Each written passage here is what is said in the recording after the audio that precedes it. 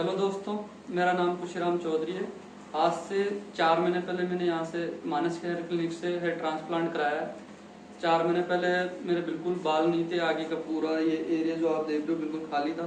कहीं भी मैं जाता था तो कैप लगा के रहता था, सर्दियाँ वगैरह में मैं टोपी लगा के रहता था, कहीं भी मतलब कॉन्फिडेंस बिल्कुल डाउन रहता था। आज 4 महीने आगे मैं चौथी PRP करवाने आया हूँ यहाँ पे। बिल्कुल रिजल्ट बहुत शानदार है, डेंसिटी वगैरह भी अच्छी है, बाल वगैरह बिल्कुल प्रॉपर है, हेयर लाइन वगैरह भी बहुत अच्छी आई है। दूसरी चीज यहाँ डॉक्टर वगैरह बिहेवियर भी बहुत अच्छा है।